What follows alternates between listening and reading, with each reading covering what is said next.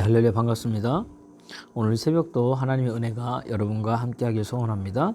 오늘 우리에게 주시는 하나님의 말씀은 열왕기상 21장 5절에서 10절입니다. 그의 아내 이세벨이 그에게 나와 이르되 왕의 마음에 무엇을 근심하여 식사를 아니하나이까? 왕이 그에게 이르되 내가 이스라엘 사람 나봇에게 말하여 이르기를 내 포도원을 내게 주되 돈으로 바꾸거나 만일 내가 좋아하면 내가 그 대신에 포도원을 내게 주리라 한즉 그가 대답하기를 내가 내 포도원을 내게 주지 아니하겠노라 하기 때문이로다.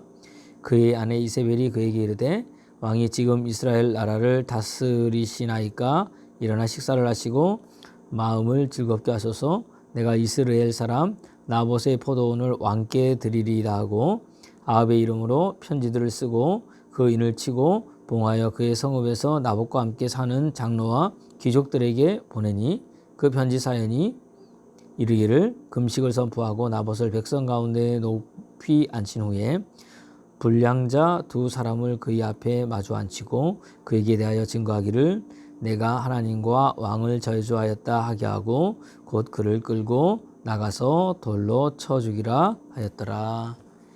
예, 오늘 반갑습니다. 오늘은 탐욕을 이기라는 제목으로 같이 은혜를 나누고자 합니다. 여러분, 모든 죄의 뿌리는 탐욕입니다. 남의 것을 탐하는 것이죠. 골로새서 2장에 보니까 탐욕은 곧 우상 숭배라고 이야기해주고 있습니다. 자기에게 주어지지 않는 것, 자기에게 주어지지 않는 남자, 자기에게 주어지지 않은 여자, 자기에게 주어지지 않은 권력, 자기에게 주어지지 않은 지위, 자기에게 주어지지 아니하는 재정, 재물들을 추구하고 억지로 얻으려고 하는 것, 그것 때문에 죄를 범하게 됩니다. 오늘 본문은 나봇의 포도원 사건입니다. 제대로 읽으려면 21장 전체를 다 읽어야 되는데 오늘 이스라엘 왕 아합이 자기 왕궁에서 문을 열면 바로 나봇의 포도원이 보입니다. 그것을 나봇이 탐하게 됩니다. 그래서 그 포도원을 자기에게 팔려고 이야기를 합니다. 팔라고 이야기를 합니다. 그래서 내가 이거보다 더 좋은 땅을 내게 주겠다. 그리고 아니면 내가 시세보다 몇 배를 더 쳐서 너에게 줄 터이니 이 포도원을 내게 팔라 그럽니다. 그때 나봇은 열왕기상 21장 3절에 보면 나봇이 아합에게 말하되 내 조상의 유산을 왕에게 주기를 여호와께서 금하실지로다 하니 이렇게 되어 있습니다.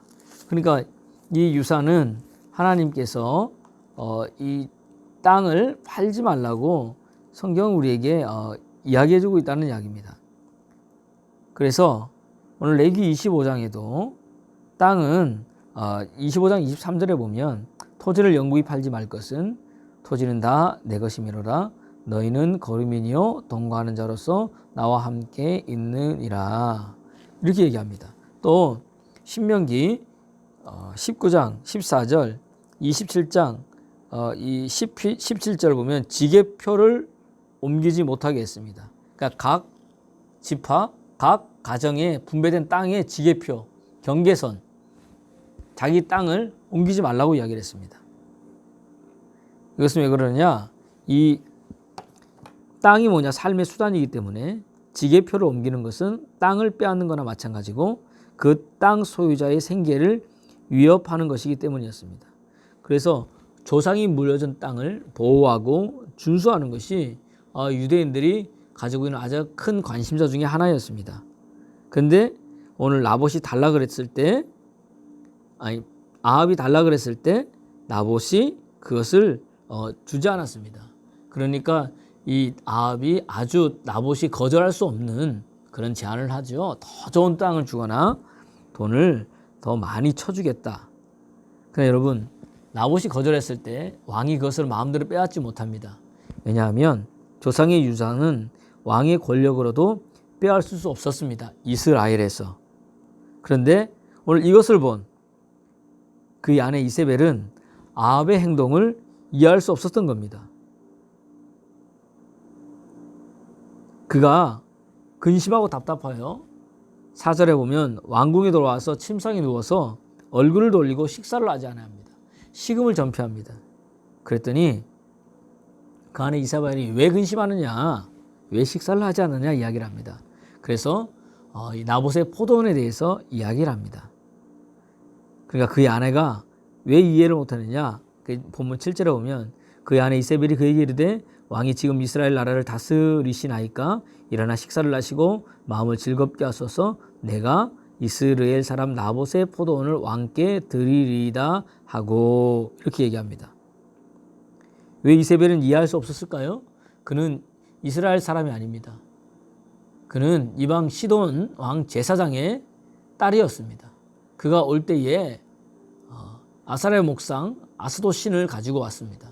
하나님 말고 다른 신을 섬기는 사람이었기 때문에 하나님의 말씀에 대한 경외함이나 하나님의 말씀을 무시하고 하나님의 말씀을 몰랐던 것입니다. 그리고 알고 싶어도 하지 않았습니다. 그래서 그는 땅은 왕의 소유물이고 왕은 그 땅에 대해 절대적 권한을 갖고 있다는 그냥 일반 보편적 사람들, 이 당시에는 이방 사상을 갖고 있었죠. 그렇기 때문에 이해할 수 없었습니다. 그래서 오늘 이 이세벨은 지금 왕이 이 나라를 다스리는 게 맞냐, 당신이 왕이냐, 나봇이 왕이냐, 그리고 내가 그 나봇의 포도원을 당신께 드리겠다고 이야기를 한 겁니다. 여러분 오늘 이 이세벨의 말을 여러분 잘 기억하시면서 오늘 말씀을 한번 생각해 보시길 바랍니다. 나봇의 포도원을 갖지 못한 아합은 탐욕이 불타올라 식음을 전폐합니다. 이때 오늘 하나님께서 우리에게 이것을 통해서 말씀해 주신 것이 무엇이냐? 첫 번째는 만남을 잘 해야 됩니다. 누구를 만나느냐에 따라서 인생이 여러분 달라집니다. 아합은 이방신을 섬기는 이세벨을 만났습니다. 그랬더니 그의 인생이 완전히 바뀐 거죠. 아합 왕의 아내 이세벨이 나봇의 포도원을 왕에게 주기 위해서 한 게 뭐냐? 지역의 불량배들, 지금 말하면 조직 폭력배들을 시켜서 나봇에 대해 거짓 증언하게 합니다. 그리고 나봇을 돌로 쳐 죽이게 합니다. 그게 오늘 본문 10절 말씀인데 불량자 두 사람을 그의 앞에 마주 앉히고 그에게 대하여 증거하기를 내가 하나님과 왕을 저주하였다 하게 하고 곧 그를 끌고 나가서 돌로 쳐 죽이리라 하였더라. 성경에 보면은 시시비비를 받을 때 두세 사람이 증인이 세우라고 그랬습니다. 그래야 그것이 합법하게 판단을 할 수 있는데 그래서 거짓말하는 불량배 두 사람을 세워서 오늘 나봇을 죽이게 한 겁니다. 왜 뭘로 죽이느냐? 이 사람이 하나님을 모독했다, 하나님을 저주했다. 이게 뭐냐면은 이제 하나님과 왕을 저주했다, 모독했다 이렇게 하면서 고발하게 됩니다. 하나님을 저주하면은 하나님을 모독하면은 이스라엘에서는 돌로 쳐 죽여도 괜찮기 때문에 그게 13절 말씀에 여러분 나옵니다. 자 보세요. 오늘 거짓 증거는 여러분 이런 거짓말은 사단이 아주 잘 사용하는 방법입니다. 성경은 사단은 처음부터 범죄함이고 거짓의 압이라고 이야기를 하고 있습니다. 여자는 돕는 배필로 하나님께서 우리에게 주신 귀한 사람입니다. 그 여자를 옆구리에 갈비뼈를 빼서 만들어 주셨습니다. 이 말은 우리를 돕기 때문에 여자가 우리의 남자의 밑에 있는 것이 아니라 서로 동등된 위치에서 도와주고 사랑하며 하나님의 사명을 감당하라고 하나님께서 우리에게 주신 귀한 나의 한쪽입니다.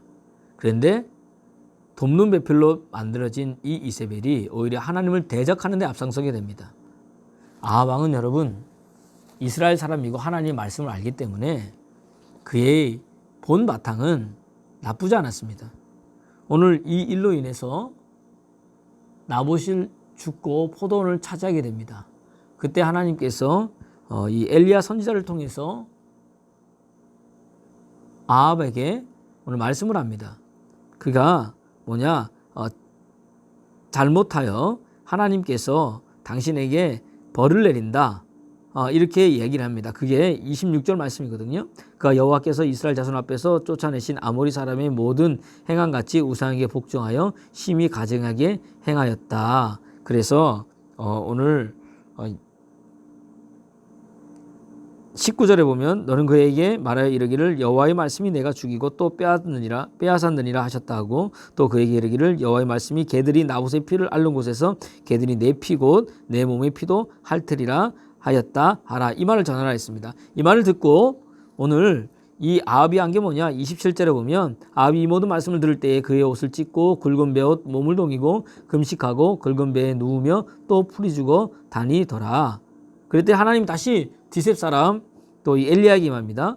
29절에 아합이 내 앞에서 겸비함을 내가 보느냐? 그가 내 앞에서 겸비함으로 내가 재앙을 저의 시대에는 내리지 아니하고 그 아들의 시대에야 그의 집에 재앙을 내리라 하셨더라. 이렇게 성경은 이야기합니다. 아합이 이렇게 말씀 앞에 반성하고 회개하는 모습을 보였을 때에 하나님께서는 돌이키십니다. 이렇게 회개하는 것조차 하나님께서 기억하시고 그걸 통해서 은혜 주십니다. 여러분 우리가 때로 넘어지고 좌절하고 낭망했을 때 말씀대로 살아가지 못했을 때 여러분들이 아버지하고 회개하는 모습만 보여도 하나님은 너무 기뻐하시고 하나님은 너무 감격해 하십니다. 이것이 우리가 믿는 하나님 아버지의 심정입니다.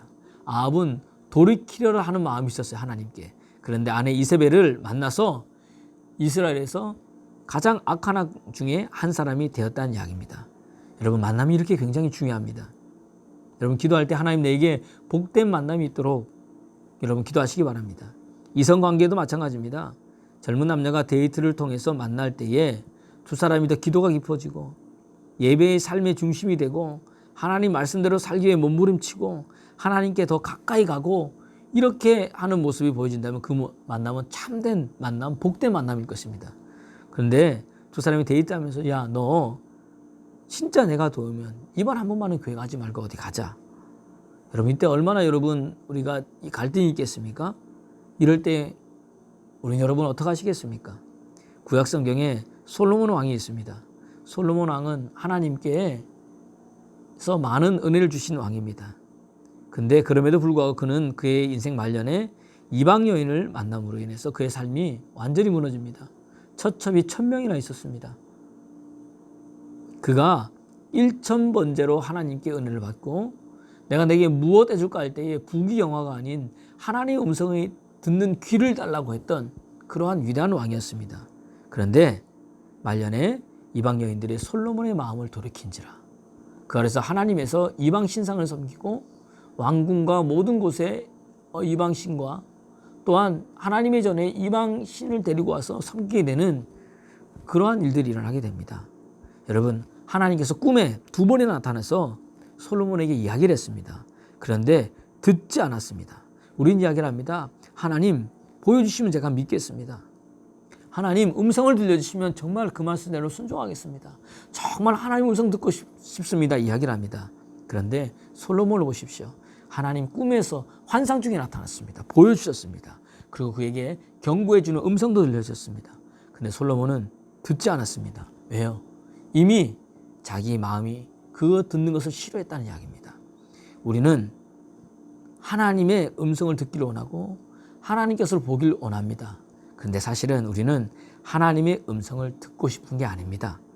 내가 듣고 싶은 말을 하나님께 듣고 싶은 겁니다. 내 미래 어떻게 될 건지, 그걸 해야 될 건지 말아야 될 건지, 마치 무당이 점치는 것처럼 그런 말을 듣고 싶어서 음성 듣기를 원하는 겁니다. 내가 잘 되고 내가 무언가 필요한 것이 있을 때 하나님께서 해주고 우리는 이게 필요한 거지 정말로 하나님이 필요한 게 아닙니다. 하나님의 음성이 필요한 게 아닙니다. 우리 자신을 한번 돌아보십시오. 내 모습 속에 솔로몬 모습이 있다면 여러분 회개하는 여러분 되기를 그리스도 예수의 이름으로 여러분 축원합니다. 솔로몬 같은 사람도 이렇게 무너지는데 우리는요 시간 문제죠. 누가 더 빨리 무너지고 늦게 무너질 뿐입니다. 여러분 그럼 우리가 어떻게 이겨나갑니까? 하나님 내가 어떻게 하면 하나님 앞에 더 나아갈 수 있습니까? 기도하면서 할 수만 있으면 내 주변의 모든 사람들을 믿음의 사람으로 여러분 바꿔놓으십시오. 그래서 내가 힘들고 어려워서 사삼 살아갔을 때 우리 함께 기도하자. 이런 사람. 야, 뭘 기도해 힘든데 또 다른 사람 찾아갔더니 우리 함께 말씀 가운데 일어서자. 무슨 말씀이야? 지금 말씀을 읽은 기분도 아니야. 또 다른 사람 찾아갔더니 우리 함께 예배 드려서 하나님의 은혜 받자. 일로 나가도 절로 나가도 빠져나갈 수 없도록 그런 사람을 만들어 놓으면 여러분 인생이 여러분 바뀌어집니다. 오늘도 이 아침에 이 음성을 듣고 하나님 앞에 믿음으로 서는 믿음의 사람 되기를 소원합니다. 할 수만 있으면 교회 근처로 집을 옮겨서 여러분 일어나 새벽을 깨우는 사람이 되면 더 좋겠습니다.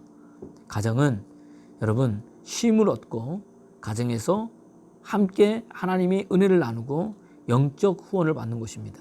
그런데 가정에 들어갔더니 어디서 불신자가 있고 태클이 들어오고 신앙생활 하기 힘들고 이러면 무슨 능력이 있겠습니까? 여러분 영적 전쟁이 이 세상에 살아갈 때 만만치 않습니다. 그러면 가정의 문제를 해결하느라 내 에너지가 너무너무 많이 소모됩니다. 여러분 우리가 젊은 사람들 나이가 먹었다고 너무 늦었다고 여러분 빨리 결혼해야 된다 하면서 신앙의 기준을 무너뜨리지 마십시오. 다른 건 다 양보해도 이거는 양보하지 마십시오. 결혼은 남자들하고 하는 것이 아닙니다. 결혼은 여자들하고 하는 것이 아닙니다. 결혼은 그 한 사람과 하는 것입니다. 그 한 가문과 하는 것입니다.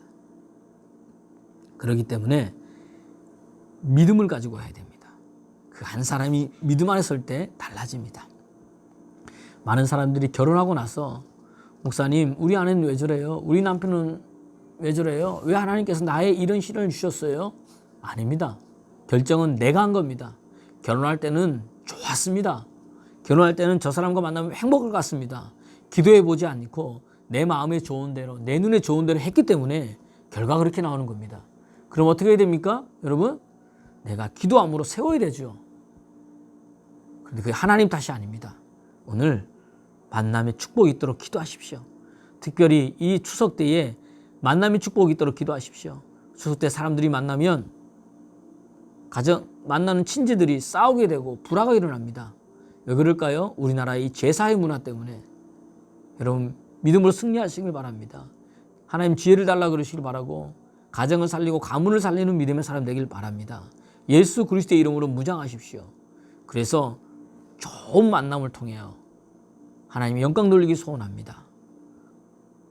그래서 이 추석 기간 또 오늘 하루도 믿음으로 승리하는 여러분 되기를 그리스도 예수의 이름으로 축원합니다. 둘째, 셋째는 추석 지나고 10월 6일 화요일 새벽에 같이 나누겠습니다. 기도합니다.